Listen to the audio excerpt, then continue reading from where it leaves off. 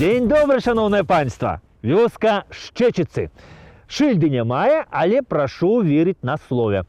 А знаходзіцца гэтая вёска Шчэчыцы у Мастоўскім раёне Гродзенскай вобласці былое Вялікае княства Літоўскае, а сёння Рэспубліка Беларусь. Ну дык што, хадземце знаёміцца з цікавосткамі гэтай вёскі Шчэчыцы.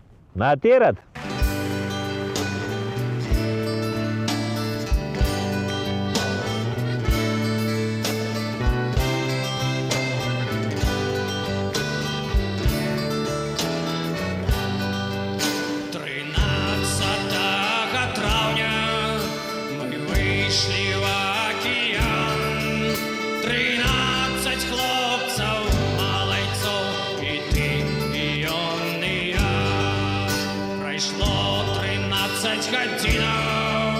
И сникла прежь земля, с собою песню мы взяли, и ты, и он, и я.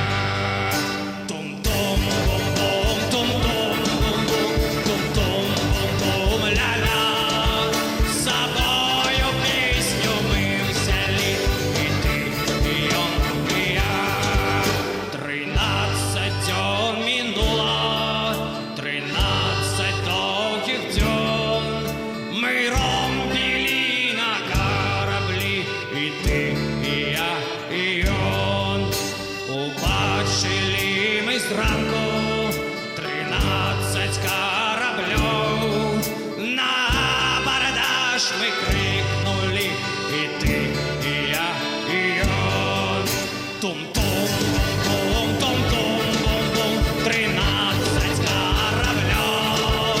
На абордаж ми крикнули, і ти, і я, і он. 13 трапных стрелов разнесли нам борты. Мы все попадали в воду, и он, и я, и ты.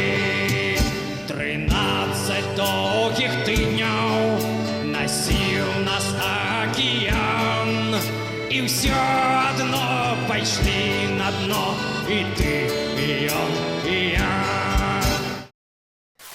Вось гэтая вёска Шчэчыцы, пажанае панства, яна тут складаецца аж з 3 вёсак адразу. Тут нават не зразумець, дзе якая сканчаецца, дзе якая пачынаецца. Тут, значыць, гэтай Шчэчыцы ўвабралі ў сабе яшчэ вёску Кучыцы і Улазы. Тут разам Шчэчыцы, Кучыцы, Улазы. Ну, а ўсё разам гэтае завецца Ябланова. Тут мясцовыя людзі называюць гэта ўсё Ябланова, таму што на гэтых землях калісьці быў маёнтак Ябланова.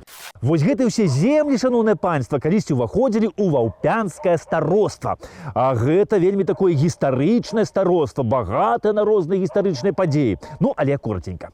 Карацей, у 1624 годзе вось гэтае Ваўпянскае староства гэтай землі набывае наш знакаміты канцлер Леў Сапега для свайго сына Казіміра.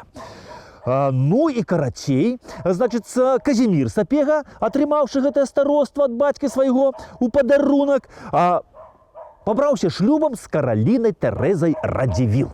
Ну і сталі яны тут жыць у гэтым старостве. Ну і вось добра, кажуць, яны жылі нядрэнна і нажылі 3 дзетак, 1 дачушку і 2 хлапчукоў. Можа б нажылі, паважанае панства, найболей дзетак, але здарылася бяда. Казімір Сапега памёр. І вось гэтае Ваўпянскае староства перайшло ад яго да ягонай жонкі Караліны Радзівіл, якая засталася адна з 3 дзеткамі на руках. Караліна, паважанае панства, яна была удава маладая, багатая і прыгожая. І яе ўпадабаў і пасватаўся да яе Александр Яблановскі. І вось у 1740 годзе Яблановскі з Каралінаю пабраліся шлюбам, і за Каралінай яму перайшло вось гэтае Ваўпянскае староства. І ён, аб'язджаючы гэтае староства, заехаў вось сюды, ў гэтую вёску. І тут яму настолькі спадабалася, што ён вырашыў тут пажыць крышку. І вось я не ведаю, як гэты маёнтак тут зваўся да яго прыезду, але з ягоным прыездам гэты маёнтак пачаў звацца Ябланова, ці яшчэ называлі Ябланоў. Александр Яблановский вось дзяцей Казіміра Сапегі глядзеў як сваіх родных. Асабліва вось добрыя адносіны ў яго склаліся з падчарыцай з Ганнай Паўлінай. Ён яе выхоўваў і нават выдаў замуж пазней за свайго стрыечнага брата палкоўніка Яна Яблановскага. Яна ўжо пачала звацца Ганна Паўліна Яблановская. Гэта была вялікая патрыётка сваёй айчыны. І вось калі пры Аўгусце Панятоўскім, значыцца, вось Расія пачала ўладзіць ва ўсе нашы дзяржаўныя справы, то тады украінская, польская, літоўская, беларуская шляхта стварылі барскую канфедэрацыю супраць Аўгуста Панятоўска і ягонай каханкі расійскай імператрыцы Кацярыны II, якая наша Аўгуста Панятоўска трымала на такой каротенькай шворцы. Ганна Паўліна Яблановская вось у гэтым узброеным саюзе, у гэтай барскай канфедэрацыі брала самы актыўны удзел. Яна была, можна сказаць так, сімвалам гэтай барскай канфедэрацыі. Яе нават называлі мадам де бар, пані барскай канфедэрацыі. І вось ад канфедэратаў Ганна Яблановская была накіравана вось у якасці пасла у Лондан, Парыж, Вену, Венецыю, Рым. Яна сустракалася вось з аўстрыйскай каралевай Марыяй Тэрэзай, з лонданскімі лордамі. Ускрозь яна шукала вось падтрымку для канфедэратаў. І вось з гэтага свайго ваяжа яна слала лісты вось свайму адчыму Александру Яблановскаму. І магчыма, што гэтыя лісты ішлі вось сюды, у гэты маёнтак Ябланова.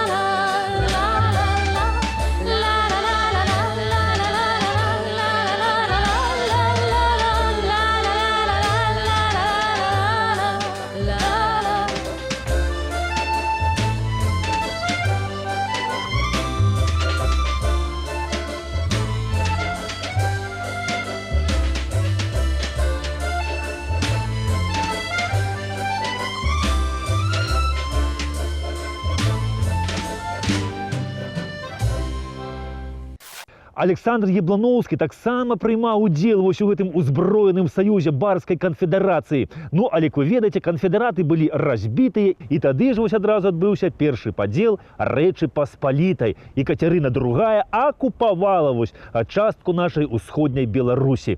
Ну, вось Александр Яблановскі, ён на той час быў наваградскім ваяводам. І вось, каб не падпісваць гэты ганебны дакумент пра падзел Рэчы Паспалітай, ён адмовіўся ад пасады наваградскага ваяводы. Гістарычная даведка. Яблановскі Юзеф Александр нарадзіўся 4 лютага 1711 года ў вёсцы Ціхомль, Украіна. Памёр 1 сакавіка 1777 года. Дзяржаўны дзеяч Рэчы Паспалітай, гісторык, мецэнат, з магнацкага роду. Атрымаў хатнюю адукацыю. Падарожнічаў па Францыі, Італіі, Нямецчыне, Галандыі, Ангельшчыне. Абіраўся паслом на соймы. Падтрымліваў кандыдатуру Станіслава Ляшчынскага на трон Рэчы Паспалітай. Стольнік Вялікага княства Літоўскага, ваявода Наваградскі, аднавіў Наваградскі замак. У 1743 годзе атрымаў ад імператара Карла VII княжацкі тытул. Стварыў навуковае таварыства «Сацыятас Ябланавіяна» для захвочвання і ўзнагароды навуковых даследаванняў у розных галінах. Як мецэнат падтрымліваў гісторыкаў. Праводзіў архіўныя пошукі ў Рэчы Паспалітай і за мяжой. Аўтар прац па старажытнай гісторыі славян і Польшчы. Сааўтар і выдавец атласа Рэчы Паспалітай. Займаўся астраноміяй, матэматыкай, эканомікай. Сябра шматлікіх еўрапейскіх акадэміяў і навуковых таварыстваў. Калі жонка Александра Яблановска, пані Караліна з роду Радзівілаў памёрла, то Александр Яблановскі праз пэўны час вырашыў ажаніцца яшчэ раз. На той час яму было ўжо 50 гадоў. Ну, а ягонай абранніцы было 15 толькі гадоў. Ну, я вам скажу, невялікая разница, ўсё-таки 35 гадоў, бывае і болей.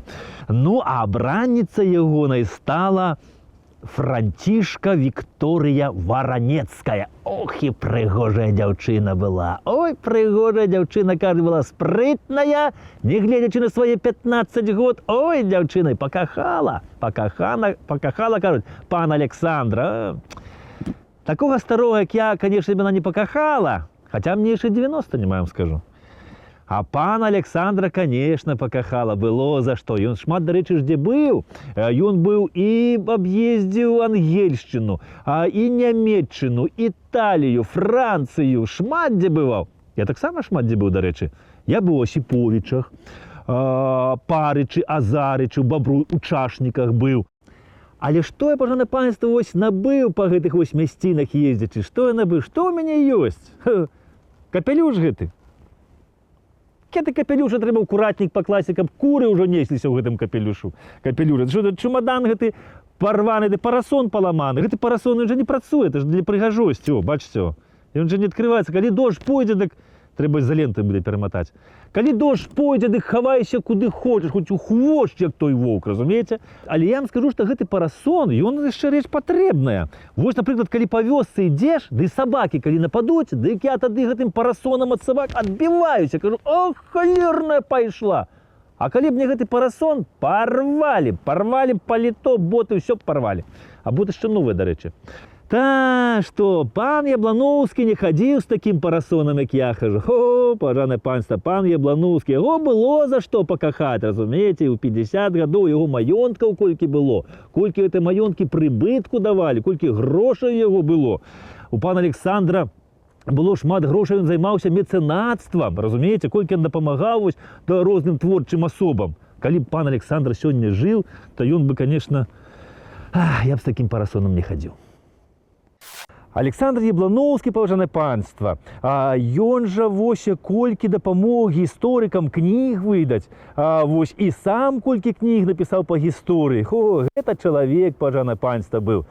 Такога, конечно, няхай 50-гадовага, 15-гадовая Франтішка Варанецкая пакахала і пайшла за яго замуж. Ну, а вяселле згулялі тут яны, вось, тут, у гэтым маёнтку Ябланова.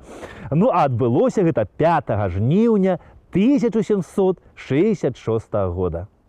На вяселле сюды з'ехалася вельмі шмат розных знакамітых гасцей. Ну, а вянчаліся вось маладыя Александр і Франтішка вось у гэтай капліцы. Гэтую капліцу, вось пахавальню, збудаваў Александр Яблановскі. Калі дакладна невядома, ну, гісторыкі кажуць, недзе ў перыяд з 1740 па 1760 год была збудавана гэта капліца. Ну, яна збудаваная нападобе вось рымскіх святынь. Вось касцёл у Рыме Найсвяцейшай Паны Марыі, ці касцёл у Венецыі, вось перад форумам Траяна. Ну, пра гэту капліцу мала што вядома. Вядома, што вянчаўся ў ёй Александр Яблановскі ў 1766 годзе з Франтішкай Варанецкай. Ну, хто тут пахаваны, я, пажанае панства, не ведаю. Ну, такія капліцы у нас на Беларусі дзве калісьці было, аднолькавыя амаль. Гэта капліца вось у Волчыне, дзе быў пахаваны апошні кароль Рэчы Паспалітай, і вось гэтая. Раней гэта капліца выглядала вось так.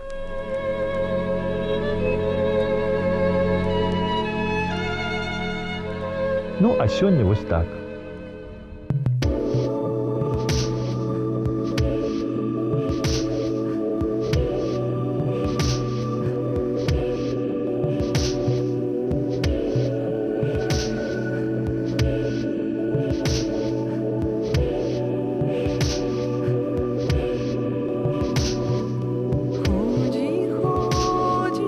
Дай по стяне, жовтим хода.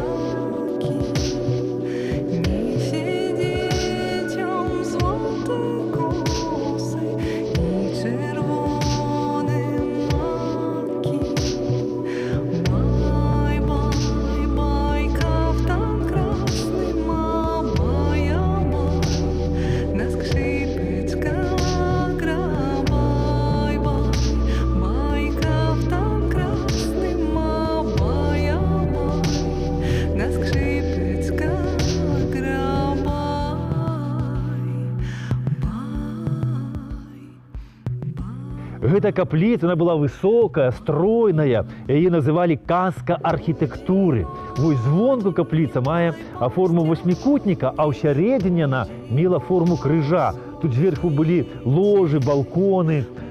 Но дакументаў ніякіх пра гэту капліцу не захавалася. Ну, ці пакуль яшчэ, можа, не знойдзеныя. Ну, але адбывалася тут, думаю, шмат чаго цікавага. Вось пасля паўстання 1863 года Кастуся Каліноўскага, вось гэты душитель паўстання, гэты кат, мураўёў-вешальнік, быў асабіста даў загад, каб эта капліца была закрыта і перададзена праваслаўным. Ну, але каталікі за ноч паспелі ўсё начынне адсюль вывезці і пазней перадалі вось у касцёл, што ў Лунна. Калі сюды ўвайшлі вось гэтыя царскія служакі, то яны вось паразбівалі алтары тут, маючы намер рабіць ужо па праваслаўных канонах, а зверху крыжы вось замянілі на праваслаўны. Ну, але праваслаўныя службы тут не ішлі ніколі. Падчас войнаў тут, кажуць, жылі людзі, а пазней тут захоўвалі сена, ну, а сёння бачыце самі, што.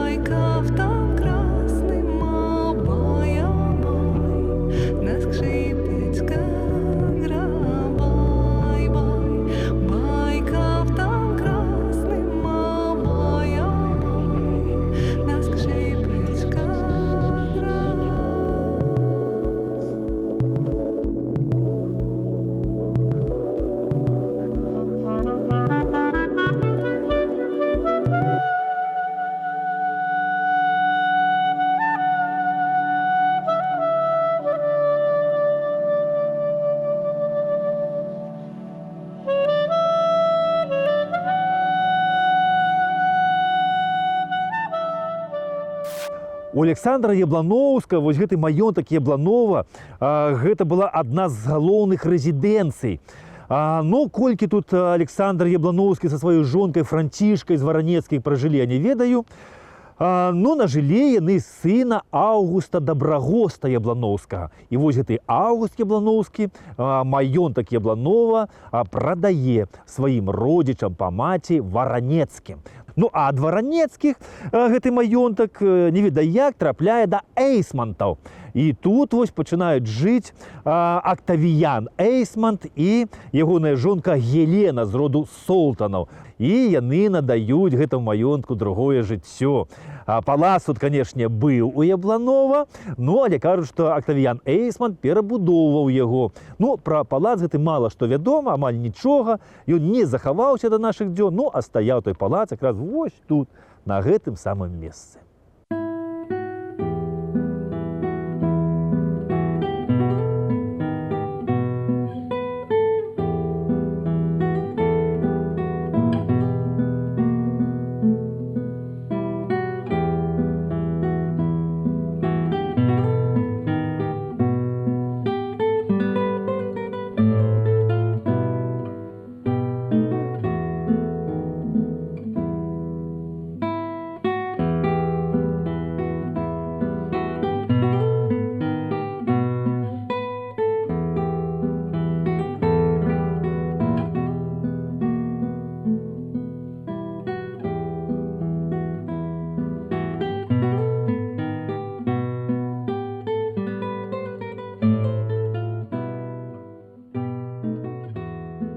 У 1860 годзе, пажанае панства, вось сюды, ў маёнтак Ябланова, магчыма, па гэтай вось дарозе прыязджаў наш знакаміты мастак і кампазітар Напалеон Орда. І вось ён зрабіў малюнак палаца вось Яблановскага. Ну, а яшчэ зрабіла невялічкае апісанне Яблановскага палаца Эмілія з роду Корсакаў.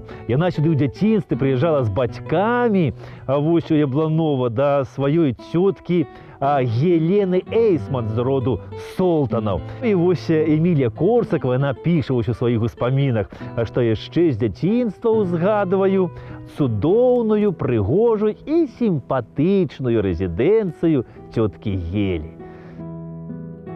Не быў гэта стройны палац, але незвычайна арыгінальны. Гэта быў дом з дзіўна заламанымі крыламі. Вялізныя, складзеныя з цэглаў, змрочныя і поўныя келляў калідоры, тоўстыя сцены, падзямеллі пад цэлым домам, некалькі вялікіх пустых залаў надавалі яму хутчэй выгляд старога манастыра, калі б не вясёлы і мілы выгляд той часткі дому, якая была жылой. Дзядзінец з найпрыгажэйшымі групамі вялізных ліпаў, а ў адным з кутоў капліцы з боку затокі Нёмана стаялі бэрлінкі, возячыя збожжа і вельмі ажыўляючыя ваколіцу. Над крутым берагам ракі раскашаваў англійскі сад з пастрыжанымі шпалерамі, выкапанымі ставамі, альтанкамі, сцяжынкамі алеяў. Выгляд з вокнаў галерэі быў захапляльны.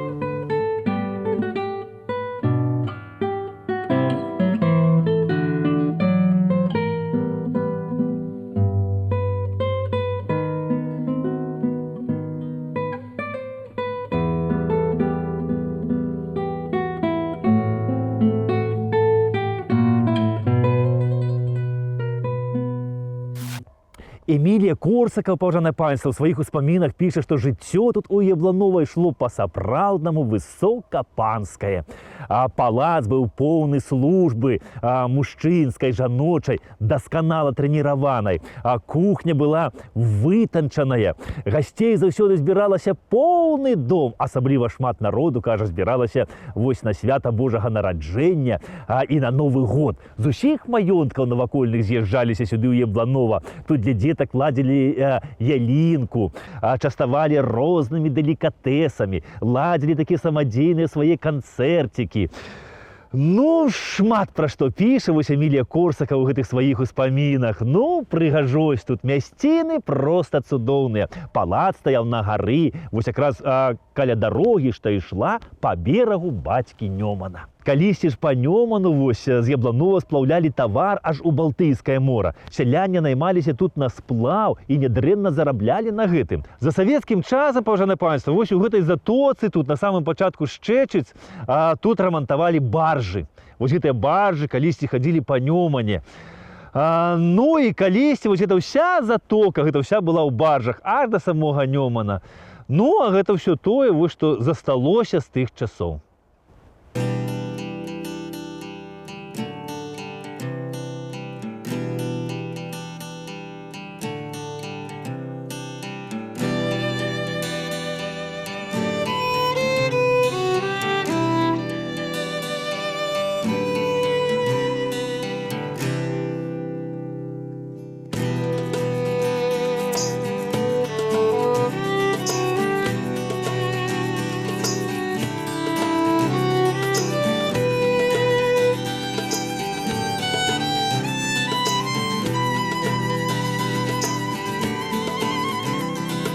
Ты паволі імкнешся, на плынь гляджу з моста, як быў, так і застаешся, да цябе зноў вяртаюся, хвалі лёсу выкідваюць з віра да берага, льецца Нёман мілы, жыцця майго рака. Льецца Нёман паміж гораў, чысты, светлы, як з расы, накапаў ён ям і нораў, гоніць воды праз лясы.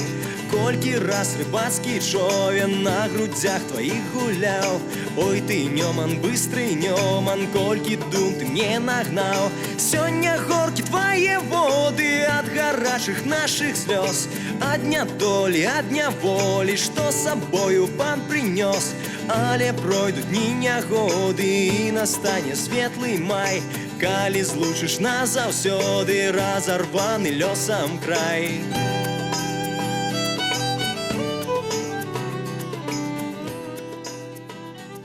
Актавіян Эйсман, паважанае панства, ён быў старшыня Гродзенскага межавага суда. Ну і вось у першай палове 19 стагоддзя на Мастоўшчыне тут было, ну, калі не памыляюся, недзе 30 маёнткаў. Дык вось гэты маёнтак Ябланова, пана Эйсманта, быў трэцім па велічыні. Тут у яго налічвалася амаль 3,5 тисячі десятин зямлі.